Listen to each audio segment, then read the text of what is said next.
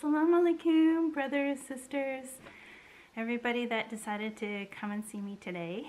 I have some really great news.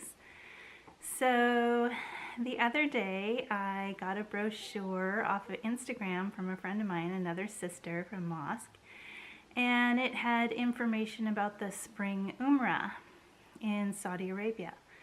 So really exciting. I registered, I'm going to Mecca, Medina.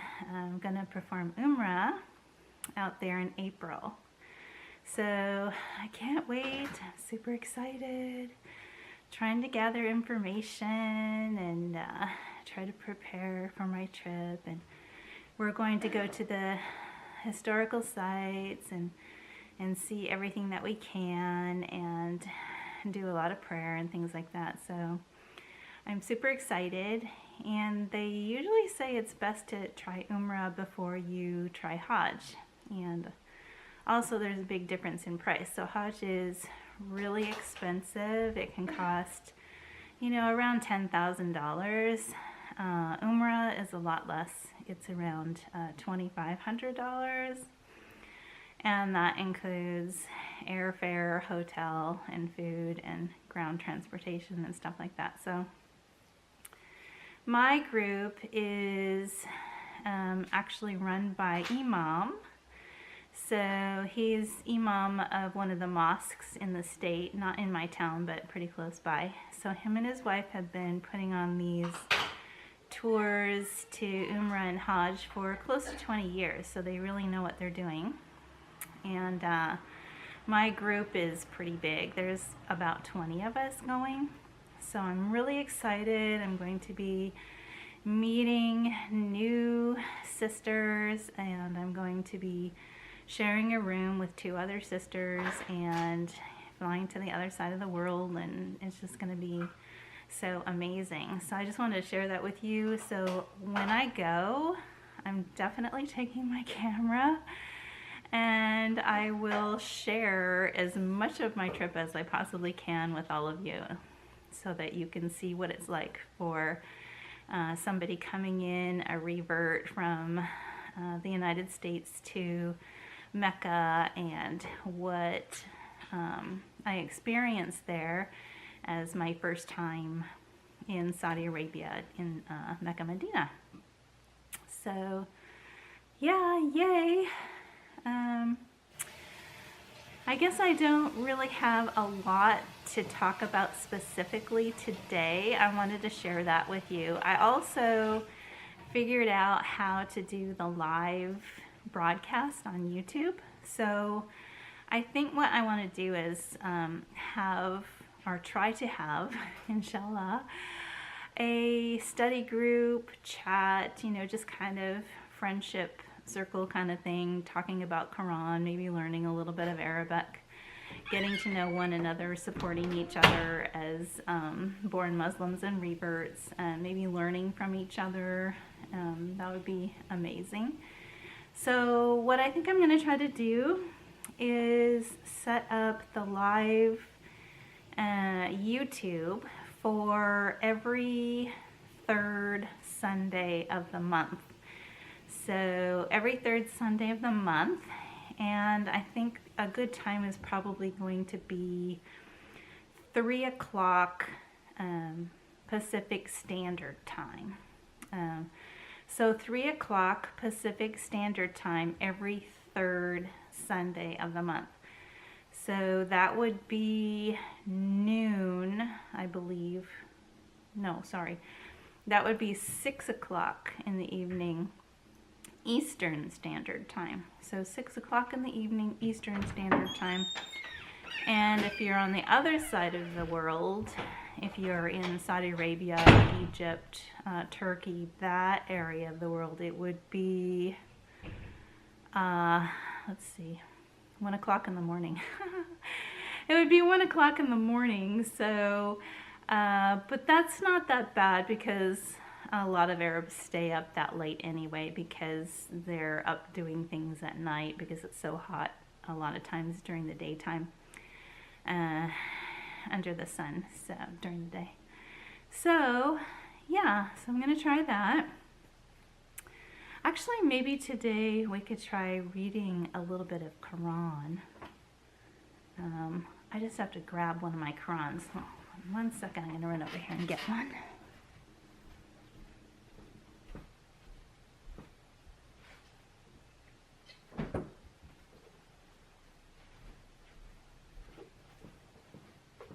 And I know I have glasses around here somewhere. Here we go. As you can see, this is completely unedited. Alright, so I can see.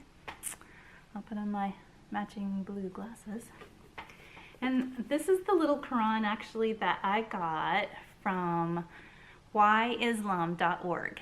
So whyislam.org can actually give you a lot of information if you're considering reverting to Islam, or if you have a friend or someone you want to give information to and maybe a Quran. They will send you a free Quran and a lot of different brochures with lots of information about Islam, which is really great. And so that's where I got this one. So I have 4 Qurans. I've got the black one that I told you about in my first video, which actually looks a lot like the Bible, and it has gold lettering, and I love that one. I keep that one in my office, so I can read in my office when I have time. This one I usually keep on my desk in my bedroom.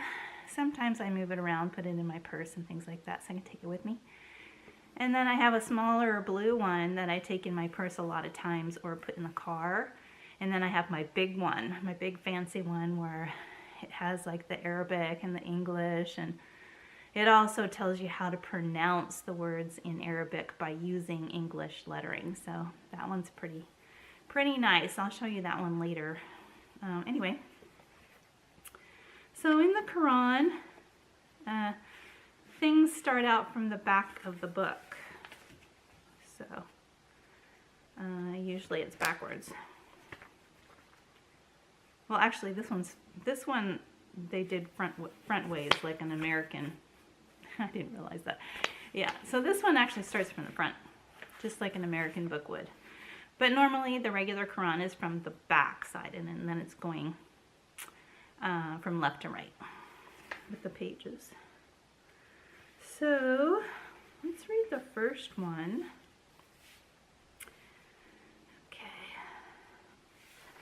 So I don't speak Arabic, so if I pronounce something the wrong way, forgive me, because I don't have a lot of instruction either, so I do most of the stuff on my own. So Al-Fatiha, Surah 1-2, and it's called The Opening. Okay.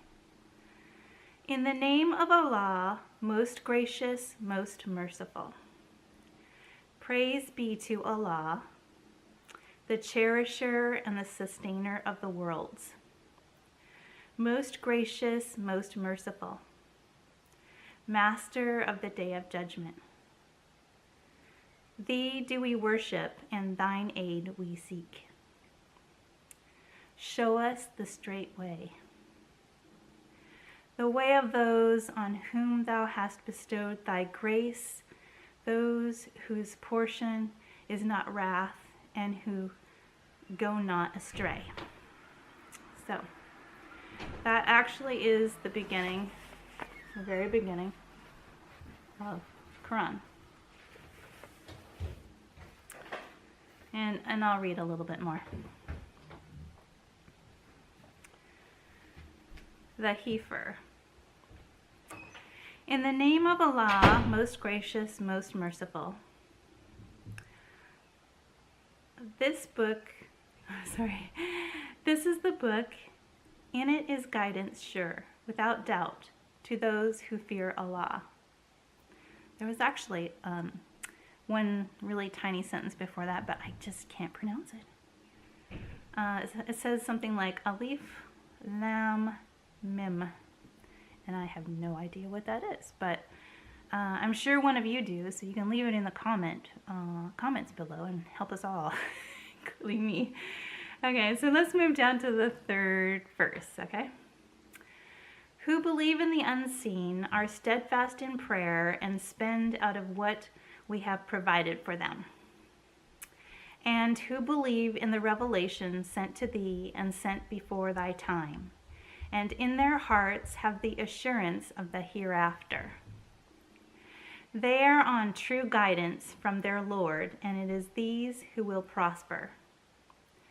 As to those who reject faith, it is the same to them whether thou warn them or do not warn them. They will not believe. Allah hath set a seal on their hearts, and in their hearing and on their eyes is a veil. Great is the penalty they incur. So basically that's saying,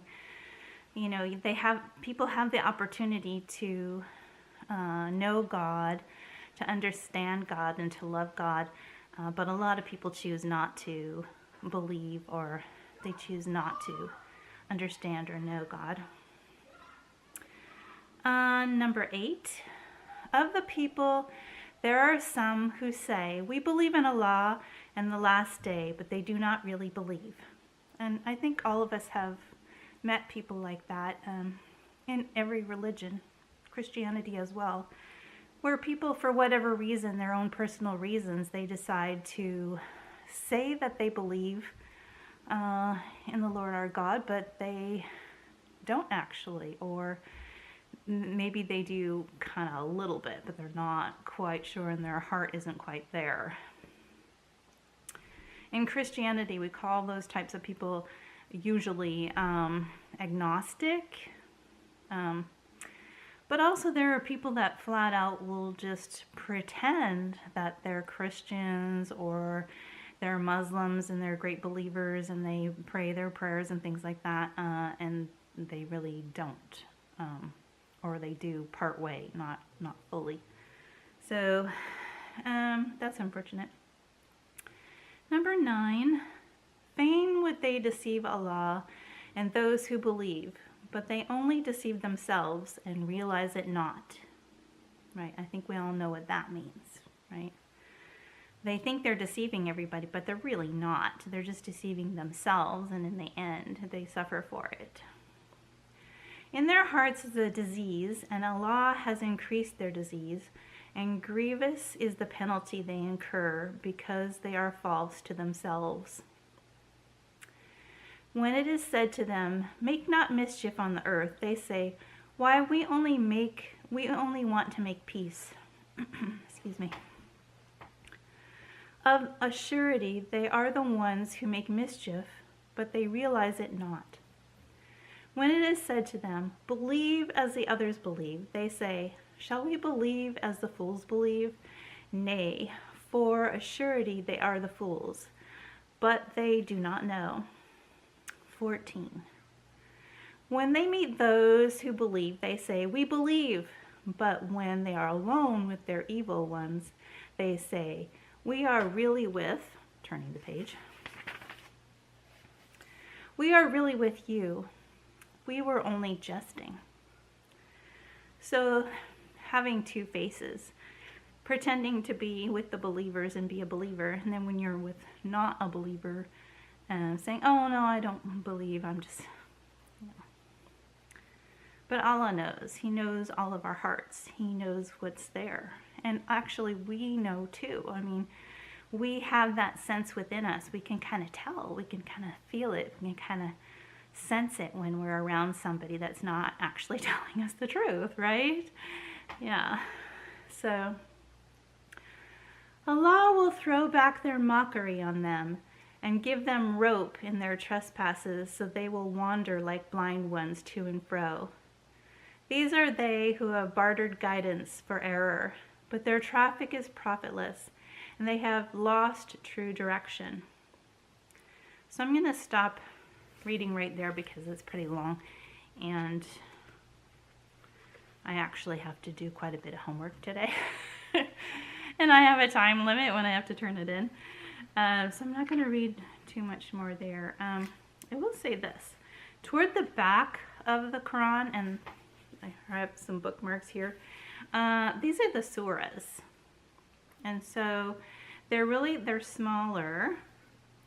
And you can, instead of starting from the beginning of the Quran right here, you can actually start with the smaller surahs, which a lot of times if you're just getting into Islam and the Quran and you're a revert, it might be a little bit easier for you just to do a couple of surahs or even try to memorize a couple of surahs. For myself, I have a really bad memory. So, I mean, some people just don't understand why, you know, I've been a Muslim for like quite a few years now, and why it's so hard for me to just say things from memory. But that's not just the Quran for me. That's just about everything. I mean, I have to really try extremely hard and do things over and over and over again to be able to memorize them. So for me to be able to memorize a surah would be extremely difficult. I mean, I try, but even with our prayers, when I first reverted and I first learned how to pray, I had to make some cards. And then one time I just made a piece of paper too where I had the prayer written out, and it was in Arabic, but I wrote it out in English so that I could say it in Arabic and I could pronounce the words properly. And it took me, you know, a really long time to be able to memorize that. I don't even want to tell you how long it took me because it would be embarrassing, honestly. But I kept trying and trying and trying, kept doing it and doing it and doing it. And I took my little paper or my card, you know, with me, and I had it near my prayer rug and everything. And I would look down on it when I needed to, and Allah knows, you know, Allah's never angry with someone who's trying their best to learn and to pray and to praise Him. So I knew that even though it was taking me a very long time to memorize things and really have it stick in my head, and even though I had to look down at my cards and things like that, I knew Allah knew that, you know, I was trying my best to memorize the prayers and things like that. So anyway, so that might be an option for you too. Like if you're just getting into Islam and you're a revert, or you're thinking about being a revert and you're practicing your prayers, go ahead and put it on some cards or just a little piece of paper so you can look down when you need to.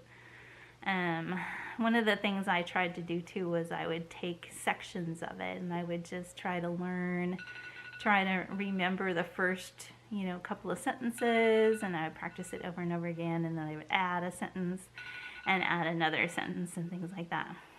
So anyway, my alarm's going off, and that's telling me that my movie time is over anyway, which I'm sorry to say goodbye, but I do have to study. I'm taking classes online, and I only have until a certain time today to do 2 exams, so I do need to go. But thank you for coming today, and don't forget to subscribe.